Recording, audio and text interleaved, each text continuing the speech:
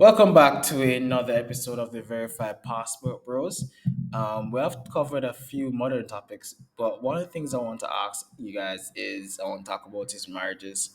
Now, I used to believe in marriages when like the work is 50-50. Now it's just like 10-90 or even anything on your end, like anything on her end. Not to play the devil's advocate, but for example, like men are not getting married now these days. Like men are so afraid to get married, and I'm curious why. Very very curious why. And is marriage is going to be an all-time thing in next 10, 15 years? So for example, even though there are some things that our parents do, our grandparents do, that we no longer do because they're seen as old, and I'm wondering if marriages will be like an old, it wouldn't be like it would no longer be traditional, just be like an old exercise that, oh, you mean if you get married, that means you're old kind of vibes. So I'm wondering if marriages would get like that. And marriages then meant something versus marriages now. Because no these days people are asking what's the point of getting married versus like 20 years ago, 15 years ago, when you got married, I was like, oh, these people are serious, like serious, serious. That's how marriages were a major thing. For example, in like certain religions, they'll say you date to get married, or the intention for date is to get married. No, people don't even know what they date for, just for self pleasures, because people no longer date to get married. A lot of people date just for the fun of it, or most people date now to see how well they can benefit. So I don't think marriages will be a thing. I think the number of marriages will go down like drastically in the next 5 years. Social media has definitely damaged marriages. I know other things as well. It you start to go downhill when people are asking what's the point in getting married, what's the value, when people no longer see the value in marriage. And that's kind of sad because my parents are married. I wanted to get married, but times have changed. I was brought up in an era where when people were married, you knew it was serious. But being the age I am now, I have a handful of people who are women who are married around my age come after me. So I'm just saying, like, I can't even do it. Like, I had the opportunity to allow women to cheat on their husbands with me, and I couldn't do it because my parents are still married. And every time I look at it, I'm just like, wow, this is this is kind of crazy. This is crazy. Like, it's no longer the same thing. It's just lost its worth. It's not even lost its worth. It's lost its respect. I don't think people respect marriages anymore like they used to do it compared to like the old days, which is, I guess, it happens. But like, what do you guys think? Because for me, if I'm supposed to get married, there is so many things that have to put in place. Like 10 years ago, people didn't even know what a prenup was. Like, and when you think about marriages now, prenup is what comes to mind. If I get married, would I sign a prenup? Most definitely, and that's sad. And then it's a case where when you bring up prenup to when you're talking about prenups and marriages to to a modern woman with a modern mindset, they the first argument is this: if you're signing a prenup, you're already preparing yourself to leave. So why since get married? No, it would be a different argument if they're like, I understand the fear of signing a prenup. How can I lessen that fear? Or you have a prenup as a defensive like position.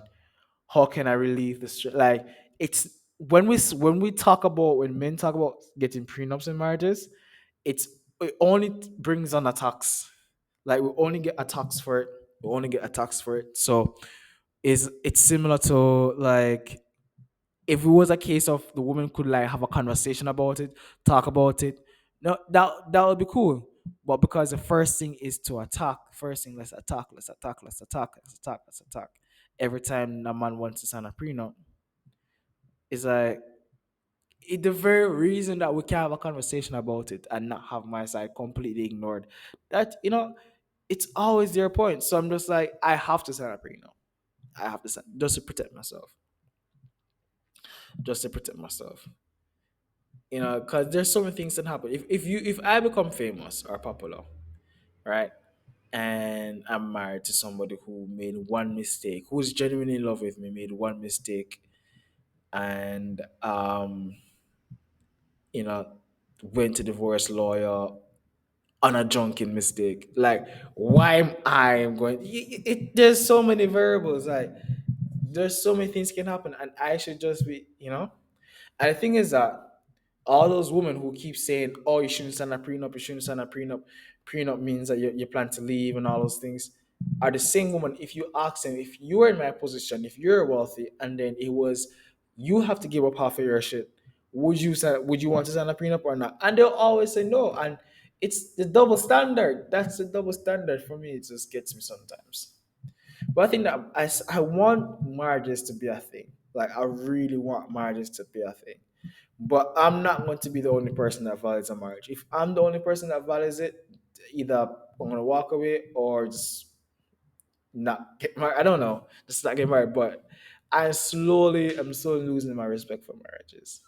I'm slowly because I'm seeing too many wild shit on the street from people who are claiming they're married or whatever the case is, and a lot of women just get married for their benefit versus how can I help this man have a peaceful home?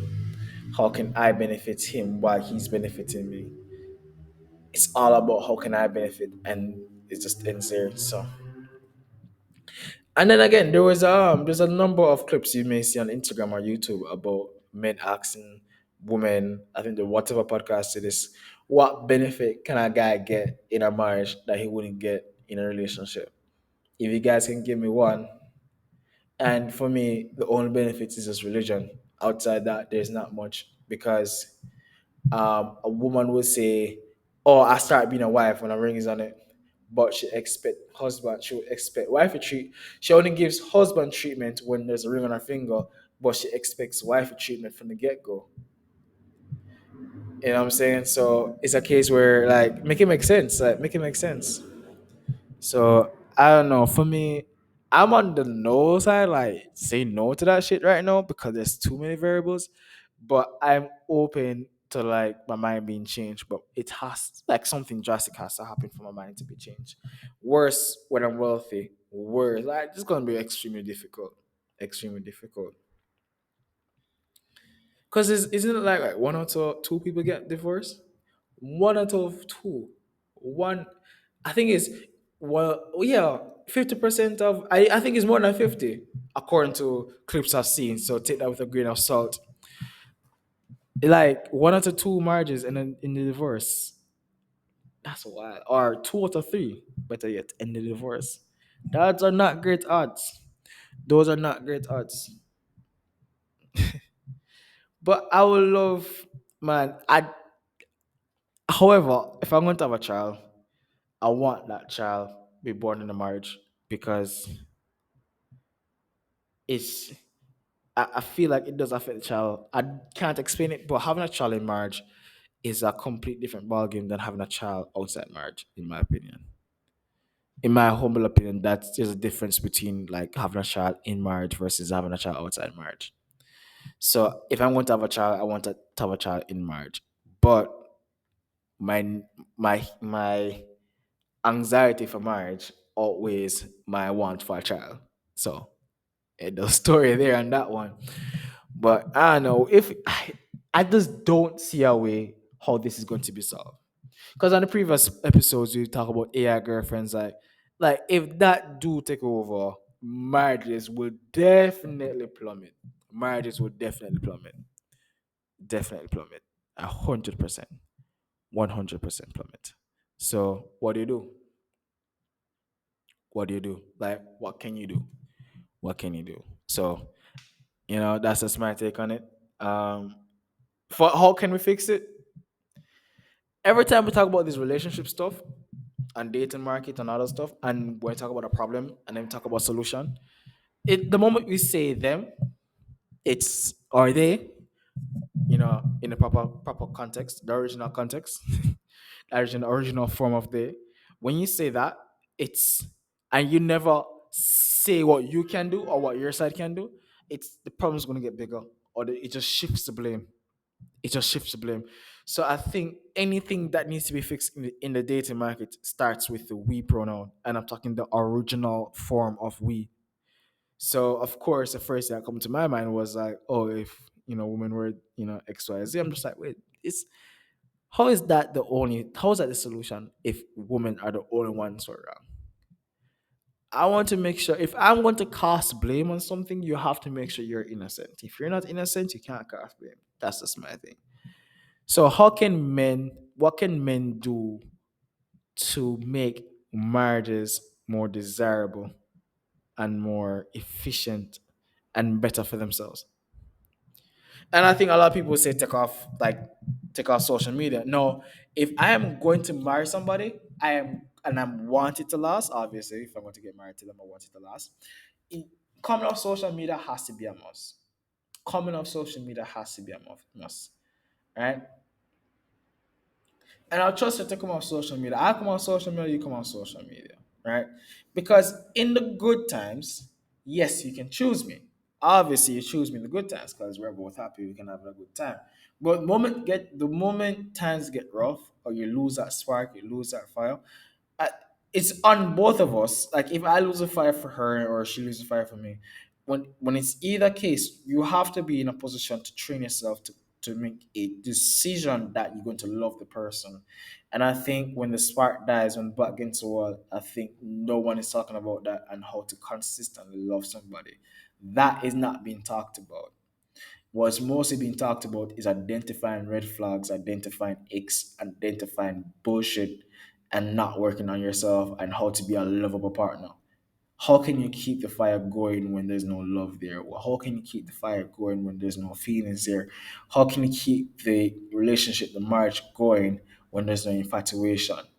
When you realize how big her forehead is, when you realize how big her toenail is, when her bad habits become that irritatable, when she slips and she, disrespects you one or two times, most guys will flip. How can you still keep going?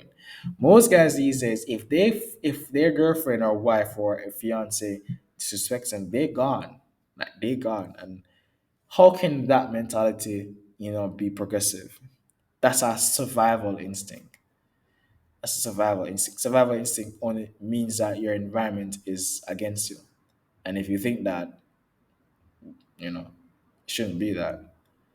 So I don't know what men can do. I'm no, no, because I'm a man, right? I'm only talking about what we men can do to make marriages more desirable and um, being disciplined in deciding that we're going to love this partner. I think that goes to both ways, but talking for mostly for the men. Um, and you just have to. I don't even know. I don't even know, because like I said, I'm right now. I'm on the side of like giving up. But I'm keeping an eye over on the next side to see if it's to see if anything is of anything that's good over that side. But I want to talk about this in more details.